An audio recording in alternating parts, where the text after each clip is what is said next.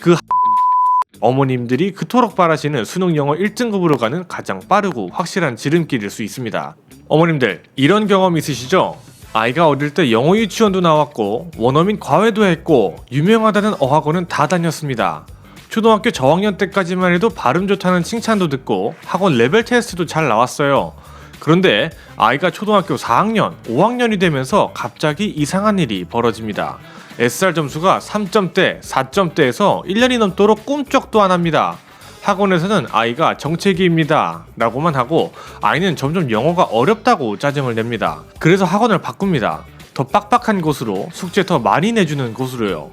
하지만 결과는 달라지지 않습니다. 오히려 아이는 영어에 흥미를 잃고 번아웃이 옵니다. 도대체 왜 그럴까요? 범인은 영어에 있지 않을 수도 있습니다. 범인은 놀랍게도 우리가 매일 쓰는 한국어에 숨어 있을지도 모르겠습니다.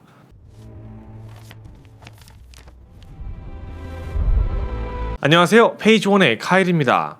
가끔 상담 오셔서 이런 질문을 하시는 분들이 계세요. 원장님, 국어 잘하는 애가 진짜 영어도 잘하나요? 그냥 학원에서 하는 말 아니고요? 오늘 제 의견 좀 견해를 좀 듣고 판단을 좀 하시면 좋겠습니다. 물론 인터넷에 떠도는 상관계수가 정확히 0.76이다 같은 수치는 공식적으로 평가원에서 발표한 적은 없습니다. 저도 그런 자극적인 숫자로 여러분들을 겁주거나 현혹하고 싶지는 않습니다. 하지만 제가 현장에서 아이들을 보고 또 국내외 수많은 언어학 논문들 살펴보면 결론은 하나로 모입니다. 한 언어의 독해 능력은 다른 언어의 독해력과 뗄래야 뗄 수 없는 관계다. 왜 그럴까요? 많은 연구 결과들이 공통적으로 말하는 게 있습니다. 읽기라는 건 단순히 알파벳을 소리내어 읽는 게 아니라는 겁니다. 그건 배경 지식이고 논리력이고 추론 능력입니다. 실제로 상위권 학생들을 보면 패턴이 아주 명확합니다. 영어 지문에서 특히 빈칸 추론이나 순서 맞추기 같은 고난도 문제에서 점수가 높은 친구들은 국어 비문학 지문을 갖다 줘도 기가 막히게 핵심을 파악하죠. 반대로 영어 단어는 기계처럼 외우는데 독해 점수가 안 나오는 친구들을 보면 국어 지문을 읽을 때도 이게 무슨 말이에요? 라고 묻는 경우가 태반입니다. 결국 영어 독해도 단순히 단어 뜻을 아느냐의 싸움이 아닙니다. 물론 단어도 중요하죠. 하지만 작가가 무슨 의도로 이 글을 썼는지 파악하고 문장과 문장 사이에 숨겨진 의미를 연결하는 사고력의 싸움이라는 거죠. 영어 공부도 결국 스킬이 아니라 제대로 된 읽기 습관에서 시작된다는 것, 이걸 인정하셔야 다음 단계로 넘어갈 수 있습니다. 먼저 학계에서 가장 권위 있는 이론부터 짚고 넘어가겠습니다. 토론토 대학의 세계적인 언어학자 짐 커민스 교수가 1981년에 발표한 이중빙산 이론입니다. 화면에 보이는 빙산 그림을 보시면요, 수면 위를 보면 영어 L2라는 봉우리와 한국어 L1이라는 봉우리가 따로 떨어져 있는 것처럼 보입니다. 그래서 대부분의 학부모님들은 이렇게 생각하죠. 영어 실력을 높이려면 영어 봉우리에 흙을 더 쌓으면 되겠지? 단어를 더 외우고 영어책을 더 읽히자. 하지만 수면 아래 보이지 않는 곳을 보시면요, 두 봉우리는 거대한 하나의 몸통으로 연결되어 있습니다. 커민스 교수는 이것을 CUP, cup, 즉 공통기초 능력이라고 불렀습니다. 이게 무슨 뜻일까요? 생각하는 힘은 언어와 상관없이 하나라는 겁니다.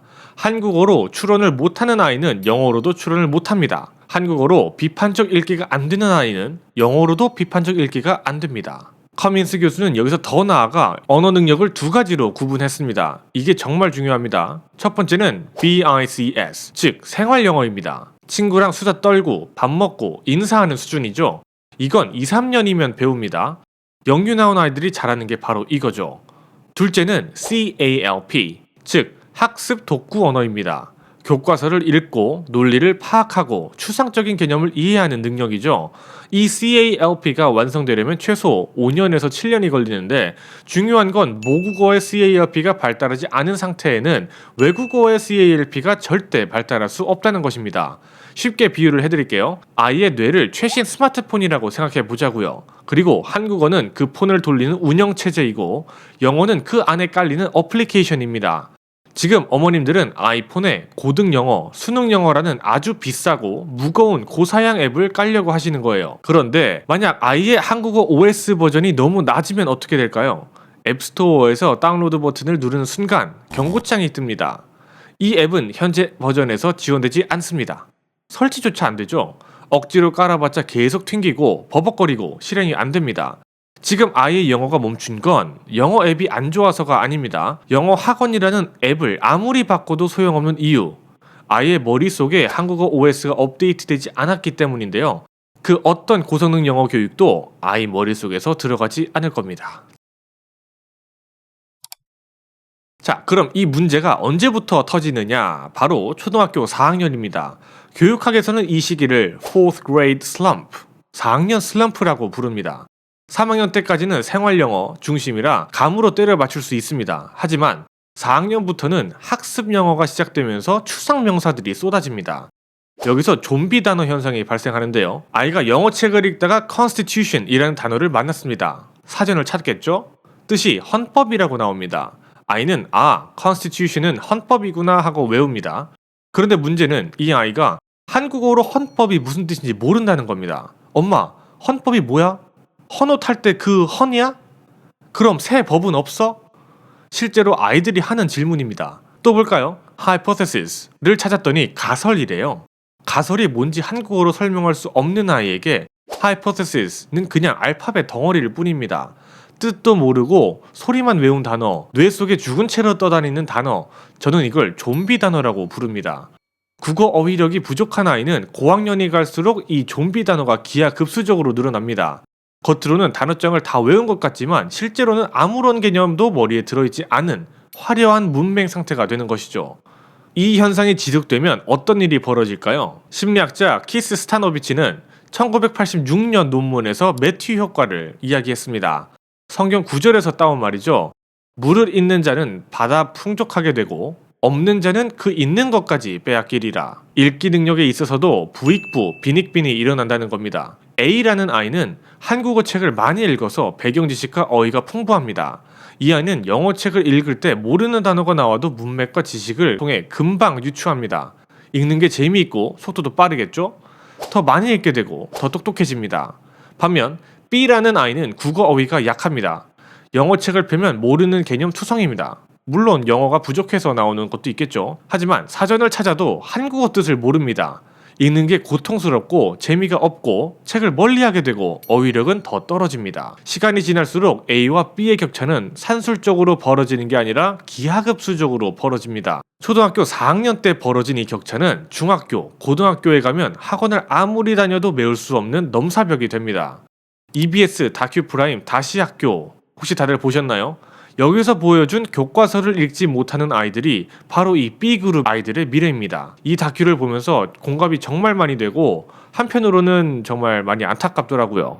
자, 여기서 잠깐 오늘 주제와 관련해서 상담 전화가 가장 많이 오는 케이스 하나만 짚고 넘어가겠습니다. 특히 영유 2, 3년 나오고 초등학교 1, 2학년 된 어머님들 지금 이 고민하고 계시죠? 우리 애가 영유 때 날아다녔거든요. 근데 SR 4점대 진입하더니 혹은 SR 3점대 진입하더니 1년째 점수가 안 올라요. 계속 제자리예요. 미치겠어요. 답답하신 거 이해가 됩니다. 제가 저희 학원 오면 다 해결됩니다 라고 말씀드리면 좋겠지만 그건 거짓말이고요. 제가 현장에서 본 진짜 이유는 몇 가지가 있습니다. 일단 영어 실력이 아니라 인지 능력의 한계일 수 있습니다. 아이가 영어를 못하는 게 아니에요. 아직 어린 겁니다. SR 4점대, 5점대 지문은 단순히 해석의 문제가 아니라 논리와 배경 지식을 요구합니다. 초1, 초2 아이의 뇌는 아직 그 정도의 추상적인 사고를 할 준비가 안 된 경우가 많죠. 한국어로도 이해 못하는 내용을 영어로 푼다고 점수가 오를까요? 이건 시간이 지나고 아이 머리가 크면 자연스럽게 해결되는 부분이니까 너무 조급해하시지 않으셨으면 좋겠습니다. 자, 이 정체기를 뚫는 구체적인 방법, 할 말이 너무 많은데 오늘 시간 관계상 여기까지만 하고요. 이 주제는 제가 조만간 아예 따로 영상 하나 파서 아주 딥하게 해결책을 드리겠습니다. 그때까지 구독 취소하지 마시고 좀 기다려주세요. 자, 오늘 내용이 좀 무거우셨을 수도 있습니다. 하지만 이게 현실이에요. 영어는 기술이고 국어는 그 기술을 담는 그릇입니다. 그릇이 간장종지만 한데 거기에 영어라는 물을 대야만큼 들이부으면 어떻게 될까요? 다 넘쳐 흐르고 아무것도 남지 않습니다. 지금 우리 아이 영어가 정체되어 있다면 해결책은 영어학원 숙제를 늘리는 게 아닐 수도 있습니다. 한국어 독서량을 좀 늘려보세요. 제가 제안하는 솔루션은 2대1 법칙인데요. 영어책 레벨을 1단계 올리고 싶다면 한국어 책 반드시 2배로 읽히세요. 영어 학원 숙제할 시간에 30분만이라도 뺏어서 한국어 책을 읽히시면 좋겠습니다. 민주주의, 광합성, 인권, 수요와 공급 같은 개념을 한국어로 명확히 알고 있어야 영어로 democracy, photosynthesis, human rights, demand and supply 를 만났을 때 뇌가 스펀지처럼 빨아들입니다. 이번 주 주말 아이 손잡고 서점에 가셔서 영어 코너가 아니라 한국어 책 코너로 가보세요. 아이의 관심사에 맞는 과학 잡지, 영어 만화, 어린이 신문이 됐든 무엇이든 좋습니다. 그 한국어 책이 어머님들이 그토록 바라시는 수능 영어 1등급으로 가는 가장 빠르고 확실한 지름길일 수 있습니다. 지금까지 페이지 1이었습니다. 감사합니다. 혹자는 20년 된 논문을 가져오면 어떡하냐고 하실 수도 있겠습니다. 하지만 논문이 20년 전 것이라도 연구